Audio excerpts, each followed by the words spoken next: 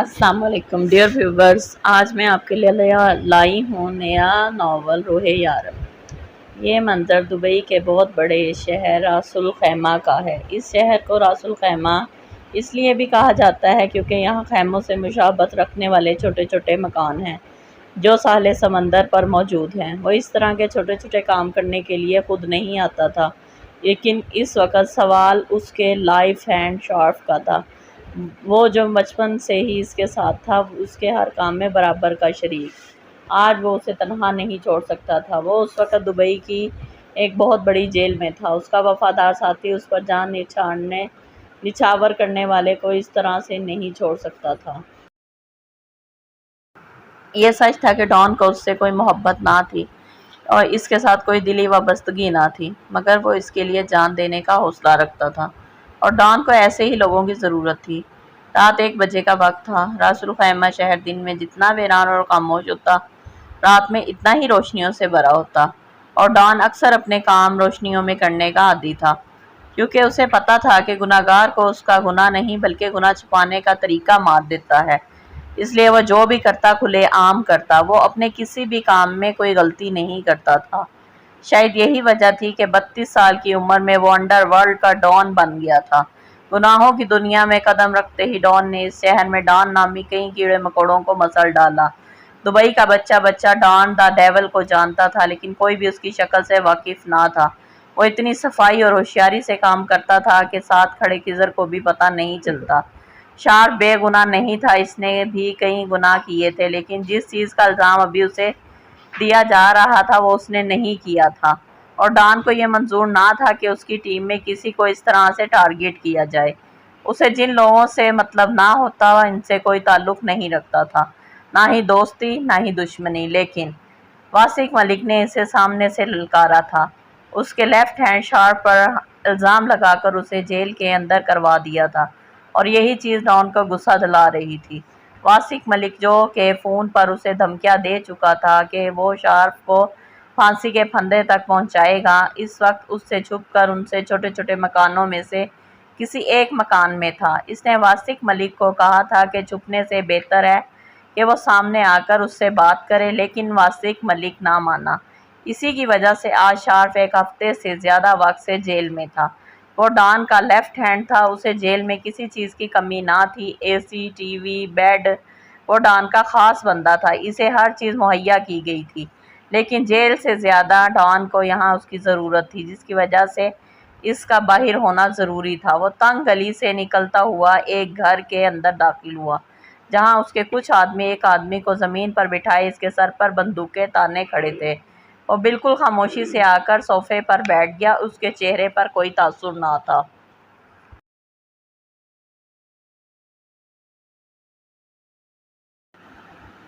واسق ملک نے ذرا سی نگاہ اٹھا کر اس کے چہرے کی طرف دیکھا۔ گھنے کالے بال جو پیچھے کی طرف پونی میں بندھے ہونے کے باوجود بھی ماتھے کو کور کیے ہوئے تھے، سرخ و سفید رنگت، سبز آنکھیں، ہلکی ہلکی داڑھی، ذرا ذرا سی مونچھ۔ وہ جب بات کرتا تھا تو اس کے گال پر ایک ڈمپل نمایاں ہوتا، لیکن یہ شخص ہنستا نہیں تھا، اس لیے آج تک جس نے بھی اس کے گال کا ڈمپل دیکھا تھا اس سے بات کرتے ہوئے ہی دیکھا تھا۔ بے شک وہ عربی شہزادہ ہنستے ہوئے بھی قیامت ڈھاتا ہوگا، جب کاٹنے کی اوقات نہ ہو تو بھونکنا بھی نہیں چاہیے۔ اس کے سامنے شان بے نیازی سے صفر پر بیٹھتا ہوا بولا۔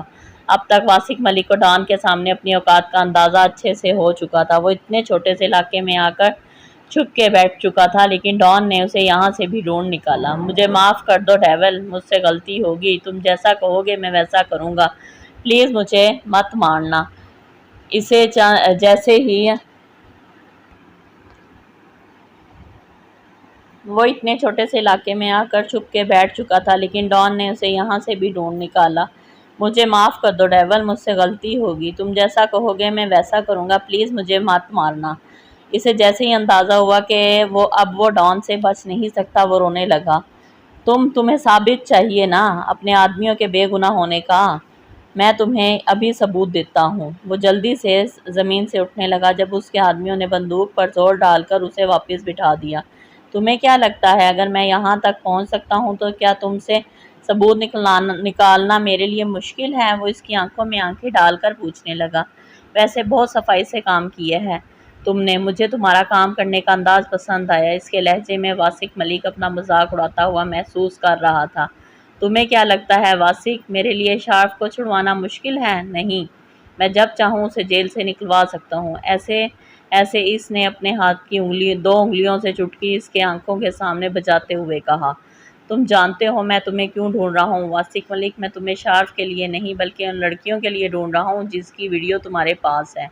वो लड़कियां जो बाइज्जत तुर्की में हैं, लेकिन उनकी फहाश वीडियो आज भी तुम्हारे पास मौजूद है। मैं यहाँ शार्फ के लिए नहीं बल्कि इन लड़कियों के लिए आया हूँ। इस वीडियो का और जर्नल प्रिंट मेरे सामने रिमूव करो और बाकी की खुद करवाओ। अभी तुम्हारे पास सिर्फ 10 मिनट हैं, इसने इसकी आंखों में आंखें डालते हुए कहा। लेकिन अब मैं कुछ नहीं कर सकता। वो वीडियो तो साइट पर रिलीज़ हो चुकी है, अब तो करोड़ों लोग देख चुके होंगे। क्या ये तुम्हारा आखिरी फैसला है? डॉन ने उसके सर पर बंदूक तानते हुए उसकी बात काटी। ना, नहीं, रुको, मैं कुछ करवाता हूँ, मुझे मत मारना। वो फिर से अल्तजा करने लगा। 10 मिनट। डॉन का लहजा सफाक था। वो फिर सामने खड़ा इस शख्स के करतब दिखाने लगा।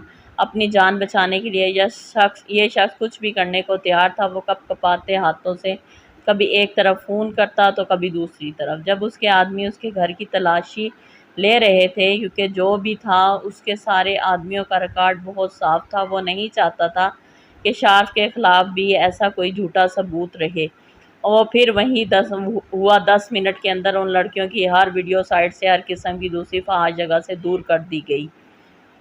वो लड़कियां जो शादी के बाद अपने खामंद के साथ हनीमून के लिए यहाँ आई थीं। वासिक मलिक ने होटल के रूम्स में कैमरे लगाकर उनकी वीडियोस बनाई, जिन्हें बाद में साइट पर रिलीज़ करके बहुत पैसा कमाने का इरादा था। वो कपल्स शायद ये भी नहीं जानते थे उनके साथ क्या होने जा रहा था, लेकिन डेविल जानता था। वो जानता था कि उनकी ज़िंदगी किस तरह से बर्बाद हो सकती है। डेविल, मैंने हर किस्म का प्रिंट रिमूव करवा दिया है। लेकिन वो रुका। लेकिन क्या? वो गुस्से से चिल्लाया। इन वीडियोस का एक प्रिंट पाकिस्तान पहुंचा दिया गया है। इसकी बात सुनकर डेविल ने अपनी निगाह अपने दाईं तरफ खड़े खिज़र पर डाली, जो कहता था कि इसका मुल्क बहुत पाक साफ है, बहुत नेक है, इसके मुल्क में कोई फहाश काम नहीं होता। लेकिन अब पाकिस्तान भी दुनिया के साथ साथ चल रहा था। खिज़र इससे निगाहें नहीं मिला पा रहा था। कोई बात नहीं, पाकिस्तान से मैं निकलवा लूँगा इसे। 1 हफ्ते बाद सदीक की बेटी मासूमा यहाँ आने वाली है, मैं ऐसे कह दूँगा वो ले आए। खिज़र ने हल पेश किया तो डॉन उठकर खड़ा हो गया। अब इसका यहाँ कोई काम ना था। फिर पीछे मुड़ा और वापस उसके सामने आकर रुका। जानते हो वासिक, लोग कहते हैं जिसका कोई अपना नहीं होता वो दूसरों की माँ बेटियों की इज्जत करते हैं, लेकिन आज तुमने साबित कर दिया कि ये बात बिल्कुल गलत है। जिन लड़कियों की तुमने ये वीडियो बनाई वो अपनी ज़िंदगी शुरू कर रही थी। ज़रा सोचो, अगर वो वीडियो उन लड़कियों तक पहुँच जाती तो क्या कभी ज़िंदगी में खुद से नज़र मिलाने के काबिल रहती?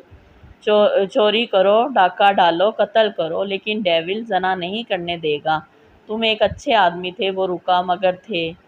वासिक मलिक को बात समझने का मौका देने से पहले ही गोली चली। सामने खड़ा वजूद बेजान हो गया।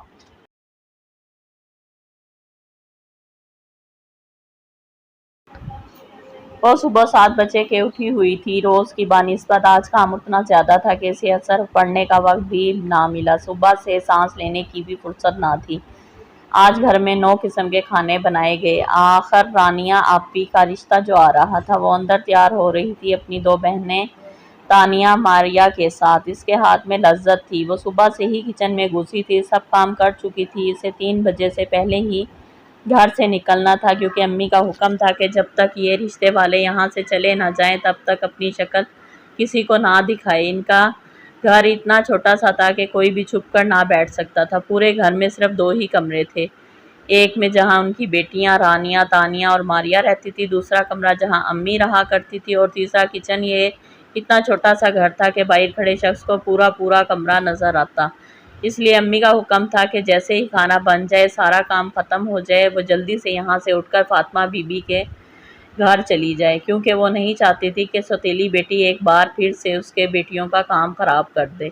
वो सुबह से घन चक्कर बनी हुई थी, और आज इत्तेफाक ऐसा था कि अम्मी ने सुबह से उसे एक भी थप्पड़ ना मारा था। इसे सिर्फ फातिमा बीबी के घर जाने की इजाज़त थी, जहाँ दोपहर में وہ بچوں کو قرآن پڑھاتی تھی، جس کی فاطمہ بی بی اس کی امی کو تنخواہ دیتی تھی۔ اس کے علاوہ محلے کے بچوں کے والدین بھی اسے کچھ نہ کچھ دیتے رہتے۔ اگر اسے روح کے وجود سے کوئی فائدہ نہ ہوتا تو تنظیم اسے کب کا اس کے گھر سے نکال چکی ہوتی۔ آخر ان کے شوہر کے دھوکے سے تو یہ اولاد تھی۔ ان کے شوہر نے 2 شادیاں کی تھیں۔ پہلی شادی تنظیم سے، جن میں سے ان کی 3 بیٹیاں تھیں۔ بیٹا نہ ہونے کی صورت میں انہوں نے دوسری شادی کر لی، لیکن تنظیم سے چھپ کر۔ جب تنظیم کو یہ بات پتہ چلی تو بہت دیر ہو چکی تھی۔ بیٹا تو انہیں دوسری بیوی سے بھی نہ ہوا، بس ایک انچاہا وجود روح دنیا میں آ گئی۔ وہ معصوم سی لڑکی، ہر کسی سے پیار کرنے والی، لیکن یہاں سے کوئی پیار نہیں کرتا تھا سوائے فاطمہ بی بی کے۔ وہ معصوم لڑکی اپنا بچپن کھو چکی تھی۔ وہ 19 سال کی ہو چکی تھی۔ گورنمنٹ اسکول میں اس نے میٹرک کر لیا، لیکن اس کے آگے اپنا تعلیمی سلسلہ جاری نہ رکھ سکی، کیونکہ وہ پڑھنا چاہتی تھی، کچھ بننا چاہتی تھی، لیکن کچھ نہ کر پائی۔ اس کے حصے میں محبتیں نہ تھیں، اگر کچھ تھا تو 3 بہنوں یا امی کے تھپڑ۔ وہ دن میں درجنوں کے حساب سے اس کے منہ پر اپنے نقش بناتی۔ وہ احساس کمتری کا شکار لڑکی اپنے آپ سے بھی محبت نہیں کرتی تھی۔ اسے فاطمہ بی بی کے گھر جانے کی اجازت بھی صرف اس لیے تھی کیونکہ وہ اس کی امی کو مہینے کے 5,000 روپے دیتی تھی۔ فاطمہ بی بی جانتی تھی کہ اس کے ساتھ اس گھر میں کیا کیا ہوتا ہے۔ روح بچپن سے ہی ان کے پاس آتی تھی۔ وہ انہیں پیاری سی لڑکی بہت 7 سال کا بچہ جو اپنے کپڑے بھی خود نہیں بدل سکتا تھا۔ روح نے اپنے چھوٹے چھوٹے ہاتھوں میں جھاڑو اٹھا لیا اور اسے ساتھ بیٹھا کر کھانے کی اجازت نہ تھی۔ جو بچتا ہے وہی کھانے کو ملتا۔ وہ روتی نہ تھی، اسے ان سب چیزوں کی عادت ہو چکی تھی۔ اسے آواز نکالنے کی اجازت نہ تھی، وہ بھی انسان تھی، اسے بھی غصہ آتا، لیکن اسے جب غصہ آتا ہے وہ اپنے آپ پر نکالتی تھی۔ امی کے چھوٹے سے کمرے میں بس ایک ہی بیڈ تھا، اسے زمین پر سونے کی جگہ میسر تھی۔ اسے یہ پتہ نہ تھا کہ یہ چٹائی کب سے اس کے پاس ہے، لیکن وہ جب سے سو رہی تھی اسے یہی پھٹی پرانی چٹائی دی گئی تھی۔ میٹرک تک اسکول جاتی رہی، جو اسی کے محلے میں ایک گورنمنٹ اسکول تھا۔ یہ فاطمہ بی بی کی ہی مہربانی تھی جو اس کی امی کی منتیں کر کے اسکول میں داخل کروا دیا۔ وہ پڑھائی میں بہت اچھی تھی۔ فاطمہ بی بی کا کہنا تھا کہ اگر وہ ایسی پڑھتی رہی تو کچھ بن سکتی ہے۔ 15 سال کی عمر میں جب اس نے میٹرک پاس کر لیا تو امی نے کہہ دیا کہ اب گھر کے کام کاج سیکھے گی۔ وہ کیا سیکھتی، اسے جب سب کچھ آتا تھا۔ بچپن سے ہی وہ سب کچھ کر لیتی تھی، مگر اسے کسی کے سامنے بولنے کی اجازت نہ تھی۔ غلطی سے ان کے گھر میں کوئی مہمان یا کوئی رشتہ دار آتا تو یہی سوچتا کہ شاید یہ بچی گونگی ہے۔ اس کی سب سے چھوٹی بہن ماریا بھی اس سے 6 سال بڑی تھی۔ وہ تینوں بھی کنواری تھی۔ اس سے پہلے رانیہ کے لیے ایک رشتہ آیا تھا، لیکن جب انہوں نے روح کو سامنے دیکھا تو کہہ دیا ہمیں اس سے شادی کروانی ہے اگر آپ کو منظور ہو تو۔ جس کے بعد روح بیچاری کے جسم پر نہ جانے کتنے ہی زخم تھے۔ امی بات بات پر اسے مارنے لگتی، کہتی تو جو ان کے سامنے آئی اسی لیے میری بچی کا رشتہ ٹوٹ گیا۔ وہ روتی تڑپتی، لیکن کون سنتا تھا اس کی۔ وہ ساری رات روتی تھی اور وہ بے حس عورت جسے لوگ ماں کہتے ہیں بے خبر سوتی رہتی۔ وہ جانتی تھی کہ اس دنیا میں اس کا کوئی نہیں ہے، اور فاطمہ بی بی وہ تو صرف پڑوسن ہے۔ وہ بس اس کے نام پر 5,000 روپیہ اس کی ماں کی ہتھیلی پر رکھ دیتی تھی۔ اسے 1 گھنٹہ گھر سے باہر رہنے کی اجازت تھی، لیکن صرف فاطمہ بی بی کے گھر، اور کہیں جانے کی خواہش بھی نہیں تھی۔ وہ صرف فاطمہ بی بی سے اپنا دکھ بانٹتی۔ اس کے زخم دیکھ کر وہ رحم دل عورت اکثر رو پڑتی اور کہتی وہ دن دور نہیں جب تمہاری زندگی میں ایک شہزادہ آئے گا اور تمہیں اس دنیا سے نکال کر اپنے ساتھ لے جائے گا، تمہیں خوشیاں دے گا، محبت دے گا، تمہاری ہر خواہش کو پورا کرے گا۔ اس کی بات سن کر وہ ہنس دیتی۔ شہزادے شہزادیوں کی زندگی میں آتے ہیں فاطمہ بی بی، میری زندگی میں کوئی شہزادہ نہیں آئے گا، اگر اسے آنا ہوتا تو اب تک آ چکا ہوتا۔ امی بہت زیادہ پریشان بیٹھی تھیں۔ مہمانوں کو گئے ہوئے ابھی تقریباً 2 سے 3 گھنٹے ہی ہوئے تھے، لیکن ان کی شکلیں ہی بتا گئی تھیں رانیہ ان لوگوں کو کچھ خاص پسند نہیں آئی۔ امی مجھے نہیں لگتا کہ یہ لوگ رشتہ کریں گے، دیکھو کیسے عجیب سے سوال پوچھ رہے تھے ہماری رانی سے۔ ماریا نے بات شروع کی۔ ٹیبل پر کھانے پینے کی چیزیں بکھری ہوئی تھی، اچھی خاصی مہنگی ترین دعوت کی گئی تھی۔ ثانیہ کو تو خرچے کا سوچ سوچ کر ہول اٹھ رہے تھے۔ ارے پریشان مت ہو، مجھے تو لگتا ہے یہ رشتہ ہو جائے گا، اب میری رانی ہے، ही इतनी खूबसूरत, अम्मी ने रानिया का मेकअप से लदा चेहरा देखते हुए कहा, जबकि लड़के की बहन ने बड़ी महारत से पूछा था, अरे रानिया जी, पार्टी मेकअप करते हुए तो 3 से 4 घंटे लग जाते हैं, आपने इतना सारा खाना कैसे बनाया? जिस पर अम्मी ने कहा कि इनकी बेटी हर फन मौला है। वैसे अम्मी की एक बात आपने नोट की, इन लोगों ने सिर्फ खाने की ही तारीफ की, वो भी इस मनहूस के हाथ के बने हुए खाने की। तानिया ने सारी तवज्जो रूह की तरफ दिलवाई। हाँ अम्मी, बुलाएं उसे, ये सारा सामान उठाए यहाँ से, मुझे तो इस रिश्ते की कोई अच्छी उम्मीद नहीं है, मारिया ने उठते हुए बोला और घर की दीवार पर जाके खड़ी हुई। फातिमा बीबी रूह को घर भेजें, लहजे में दुनिया भर की इज्जत और मोहब्बत समो कर कहा, क्योंकि दुनिया के सामने वो रूह की सौतेली नहीं बल्कि सगी बहनें थीं। ये बात अलग थी कि फातिमा बीबी से कुछ भी छुपा हुआ ना था, इसलिए तो मारिया की आवाज़ सुनते ही रूह ने कांपती आवाज़ से कहा, आपी, मैं बस अभी आई, और दौड़ते हुए दरवाजे से निकलकर अपने घर के दरवाजे के अंदर आ गई मनहूस, उठाओ ये सब। रानिया ने उससे अपने चेहरे पर आते हुए बालों को स्टाइल से पीछे करते हुए कहा। तो वो तेजी से आगे बढ़ी और सामान उठाने लगी, जबकि वो चारों टांग पे टांग रखे वही सारे बाहर सहन में कुर्सियों पर बैठी थी। जब दरवाजा बजा, एक खूबसूरत सा नौजवान अंदर दाखिल हुआ। रानिया फौरन अलर्ट हो गई, जबकि मारिया और तानिया भी खड़ी होकर उसे देखने लगी। सबसे पहले अम्मी संभली। अरे वाहिद बेटा, कुछ भूल गए थे क्या? आओ ना, अम्मी ने खुशामदी अंदाज में कहा। आंटी, दरअसल मेरा मोबाइल वहाँ टेबल पर रह गया है, वाहिद मुस्कुराते हुए आगे बढ़ा और मेज से अपना फ़ोन उठाने लगा। तभी रूह किचन से निकली और टेबल की तरफ आई। वो सामने खड़े लड़कों को देखे बगैर ही टेबल से सामने सामान उठाने लगी, लेकिन उसका सारा ध्यान रूह पे देख के रानिया की आंखें गुस्से से सुर्ख होने लगी। उसे क्या मसला था वाहिद के सामने बाहर आने की ज़रूरत क्या थी? ये हमारे घर में काम करती है। अम्मी ने वाहिद का ध्यान रूह की तरफ देखते हुए रूह को हाथ से खींचकर पीछे किया, सख्त नजरों से अंदर जाने का इशारा किया। रूह फौरन ही किचन में जाकर छुप गई। आंटी, आपके घर में कोई नौकर काम करता है? इसका जिक्र आपने पहले नहीं किया। वाहिद का ध्यान अभी किचन के दरवाजे की तरफ है, जहां रूह अभी गायब हो चुकी थी। हाँ बेटा, वो दरअसल इसी मोहल्ले से ही आती है, तो थोड़ा बहुत काम करती है, तो मेरी रानिया उसे कुछ ना कुछ दे देती है। उन्होंने इसका ध्यान एक बार फिर रानिया की तरफ दिलाने की कोशिश की, लेकिन उसकी शक्ल की बेजारी ही बता रही थी कि उसे रानिया में कोई इंटरेस्ट नहीं है। इसी मोहल्ले में घर है इसका। कहाँ? वाहिद ने जैसे ही इसकी अगली बात सुनी ही ना थी, जबकि अंदर बैठी रूह को एक बार फिर से अपनी शामत आती हुई नजर आ रही थी। और फिर वहां से हुआ तकरीबन कुछ ही देर बाद बाहर सबसे पहले रानिया के चीखने चिल्लाने की आवाज़ें आना शुरू हुईं। मैंने कहा था ना अम्मी, ये लड़की मेरा घर नहीं बसने देगी। देखा देखा आपने कैसे वो उसकी तरफ देख रहा था और उसी के बारे में पूछ रहा था और उसके घर की इन्वेस्टिगेशन कर रहा था। ये लड़की कभी मेरा घर नहीं बसने देगी। मैं इसे जान से मार डालूंगी। जानबूझकर ये वाहिद के सामने आई है। वो तेजी से किचन की तरफ गई और रूह के बालों से पकड़कर घसीट कर बाहर लाने लगी, जबकि ऐसा करने से तानिया और मारिया की आंखें चमक उठी। इन्हें भी तो हाथ साफ करने का मौका मिल ही गया था। इन्हें तो सुबह से एक बार में भी हाथ उठाने का मौका ना मिला था। दीवार से दीवार जुड़ी होने की वजह से इसे चिल्लाने की इजाजत ना थी। ना जाने कितनी देर खामोशी से इन चारों की मार खाती रही। कभी कभी दिल चाहता था कि वो भाग जाए इस दुनिया से या खुदकुशी करके मर ही जाए।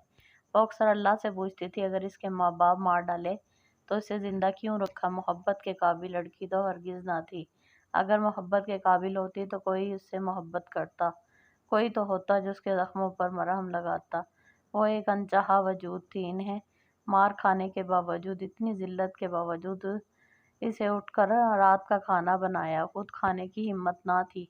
ईशा की नमाज अदा करके चटाई पर लेट गई। अगले दिन दोपहर 11 बजे के करीब वो लोग वापस आए। इन्हें इतनी जल्दी जवाब की उम्मीद ना थी और ना ही रानी कल कल की तरह आज तैयार थी, बल्कि वो तो अभी उठी थी। अम्मी ने खुशामदी अंदाज में इन्हें बुलाया, लेकिन अगली बात पर उनका चेहरा उफक हो गया। वो लड़की जो आपके घर में काम करती है, ज़रा बताएं उसका घर कहाँ है? वो दरअसल वाहिद ने जब से उसे देखा है, हमें एक पल को भी चैन नहीं लेने देता। किचन में खड़ी रूह की रूह में एक बार फिर से काम गई। پھر تو کل کے زخم ہرے تھے، جبکہ کچھ ہی دیر میں باہر امی کی آواز آنے لگی۔ وہ تمام لحظ و مروت بھولی انہیں سنانے میں مصروف تھی۔ امی نے اونچی اونچی آواز میں کہا، اگر اسے رانیہ پسند نہیں ہے تو روح بھی نہیں ملے گی، کیونکہ وہ اس کی گھر کی لڑکی ہے۔ اس منحوس نے دورے ڈالے ہوں گے اس پر، پہلے تو میں اسے رفع دفع کروں گی اس گھر سے، امی نے غصے سے چلاتے ہوئے کہا، جبکہ ان لوگوں کو اندازہ ہو چکا تھا کہ اس گھر میں آ کر انہوں نے اس بچی کی جان مشکل میں ڈال دی ہے۔ اس عورت نے ایک نظر کچن کی کھڑکی سے جھانکتی معصوم سی اس لڑکی پر ڈالی جو اپنی شامت کا انتظار کر رہی تھی، اور چلی گئی۔ امی اونچی اونچی آواز میں روح کو پکار رہی تھی۔ وہ سست قدموں سے چلتی ہوئی باہر نکلی، جہاں امی ہاتھ میں پائپ اٹھائے اسے پاس آنے کا اشارہ کر رہی تھی۔ سر، وہ فائل میرے ہاتھ لگ چکی ہے جس پر ان سب لوگوں کے نام لکھے ہیں جن کے پاس وہ ویڈیو تھی۔ اس کے علاوہ میں نے وہ ویڈیو ریموو کر دی ہے اور میں کچھ ہی دنوں میں دبئی پہنچ جاؤں گی۔ ڈان کے ساتھ کام کرنا تو میرا خواب ہے۔ ڈان کے ساتھ کام کر کے ہی میں اپنے بابا کا بدلہ لوں گی۔ مجھے پتا ہے کہ وہ بابا کا بدلہ لینے میں میری مدد ضرور کریں گے۔ معصومہ نے انفارمیشن دیتے ہوئے کال بند کر دی۔ خضر نے یہ بات آ کر ڈان کو بتائی۔ ڈان پہلے ہی اپنی ٹیم میں ایک لڑکی کو رکھ کر پچھتا رہا تھا، اب دوسری لڑکی کو اپنے ساتھ رکھنے کا سوال ہی پیدا نہیں ہوتا تھا۔ اس لیے اس نے خضر کو کہا کہ جتنی جلدی ہو سکے لڑکی کے سامنے اس کے باپ کے قاتل کو ختم کیا جائے تاکہ وہ لڑکی اپنی زندگی میں آگے بڑھے۔ جبکہ کسی اور لڑکی کا یہ نہ سن کر ڈان کے قریب صوفے پر بیٹھی اسٹائلش لیلا کے لب مسکرا اٹھے۔ مجھے پتا ہے اس دنیا میں کوئی بھی لڑکی میری جگہ نہیں لے سکتی، اس نے قدرے ہلکی آواز میں خضر سے کہا، کیونکہ ڈان کے سامنے اس طرح کی کوئی بھی بات کرنا الاؤ نہیں تھا۔ کچھ دیر بعد لیلا بھی چلی گئی۔ تم لیلا کے بارے میں کیا سوچتے ہو؟ خضر نے اس کے چہرے کو دیکھتے ہوئے کہا۔ لیلا کے بارے میں کیا سوچتا ہوں؟ وہ ایک لڑکی ہے، میری ٹیم میں کام کرتی ہے، اگر اچھی ورکر نہ ہوتی تو شاید میں اسے اپنے ساتھ نہیں رکھتا۔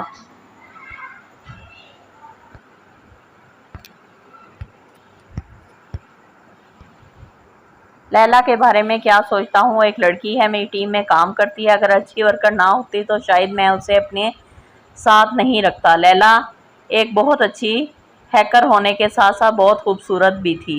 لیلا تمہیں پسند کرتی ہے، وہ تم سے شادی کرنا چاہتی ہے۔ خضر نے اس کا دھیان لیلا پر لے جانے کی ناکام سی کوشش کی تو ڈان نے اس کے چہرے کی طرف دیکھتے ہوئے کہا، تم شادی کر لو، گھر بساؤ، وہ تمہارا کام بھی سمجھتی ہے، لیلا کے ساتھ اچھی گزرے گی۔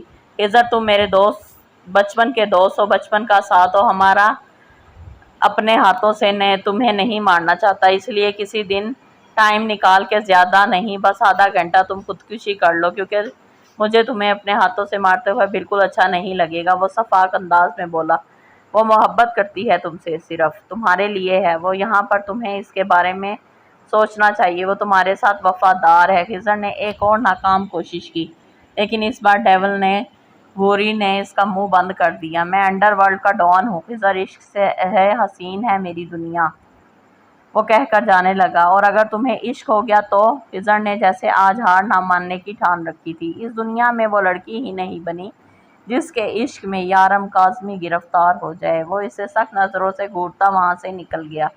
ہر انسان کا جوڑ بنا ہے اس دنیا میں، تمہیں بھی کوئی نہ کوئی ضرور ملے گی، پھر پوچھوں گا تم سے، عشق حسین ہے یا تمہاری دنیا؟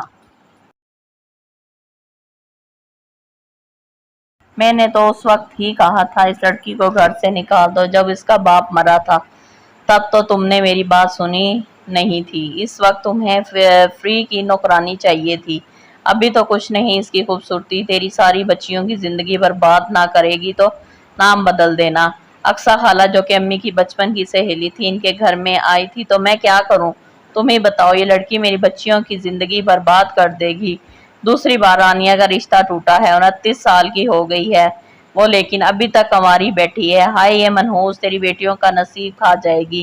اقصیٰ خالہ نے دونوں ہاتھ ملتے ہوئے کہا، اپنے بیٹوں کو بٹھا ایک طرف اور جلدی سے اس کے ہاتھ پیلے کر کے اس کو رفع دفع کر تاکہ تیری بیٹیوں کے اچھے رشتے آئیں۔ خالہ نے کہا، ارے کہاں سے کروں شادی، میرے پاس اس کے لیے پھوٹی کوڑی نہیں ہے، بڑی مشکل سے میں نے اپنی بیٹیوں کے لیے جہیز جمع کیا ہے۔ ارے تجھ سے جہیز مانگ کون رہا ہے؟ میں ایک عورت کو جانتی ہوں، وہ نہ رشتے کرواتی ہے لیکن کچھ نہیں لیتی، الٹے پیسے دیتی ہے، اقصیٰ خالہ نے سرگوشی والے انداز میں کہا۔ क्या मतलब है तुम्हारी इस बात का? अम्मी का अंदाज भी सरगोशाना था। अरे वो कोई दुबई में शेख रहता है, लड़की खूबसूरत और कम उम्र होनी चाहिए। फोन पर लड़की से निकाह पढ़ाते हैं और दुबई बुला लेते हैं। पहले लड़की शेख के साथ रहती है और बाद में, खाला बोलते बोलते खामोश होगी, और बाद में क्या? बाद में शेख लड़की को आगे भेज देता है। आखिर जो लड़की के आबाओ अजदाद को रकम देता है वो वापस वसूल भी तो करनी होती है। क्या मतलब है, लड़की बेच देते हैं? अम्मी अब बात को समझती हैं। तौबा तौबा, मासूम सी लड़की है, मैं इसके साथ ऐसा हरगिज नहीं करूंगी, चंद पैसों के लिए नहीं बेचूंगी। अम्मी ने फौरन इनकार कर दिया। अक्सा की सहेली, जो काफ़ी अरसे से मशहूर थी कि लड़कियों के निकाह दुबई में पढ़ाती है, इसने कई बार कहा कि मेरी बेटियों के निकाह करवा दो, लेकिन अक्सा खाला हमेशा ही टाल देती। अरे ठीक है, जैसे तुम्हारी मर्जी, मैं ये थोड़ी कह रही हूँ इसे बेच दो। मैं तो बस तुमसे कह रही थी कि रास्ते से हटाओ, मैंने तो बस आइडिया दिया। अब तुम्हारी बेटियों की ज़िंदगी बर्बाद कर रही है। 25 साल की तो मारिया हो गई है, और जब तक ये यहाँ रहेगी तब तक तुम्हारी बेटियों का कहीं कोई चांस नहीं है। और जिन्हें तुम चंद पैसे कह रही हो ना बीबी, 20 लाख हैं। अरे धूम धाम से अपनी बेटियों की शादी कर सकती हो तुम खाला। बस इतना बोलकर अपना बैग उठाकर उठने लगी। 20 लाख! अम्मी का मुंह रकम सुनकर खुल गया। अरे ये तो कुछ भी नहीं, लड़की खूबसूरत और कम उम्र हो तो रूह है, जो के रूह है तो 20, 25 और 30 भी बदल सकते हैं। खाला मजीद लालच देते हुए घर से बाहर निकल गई। क्या अब रूह को पैसे के बदले में दे दिया जाएगा कि नहीं?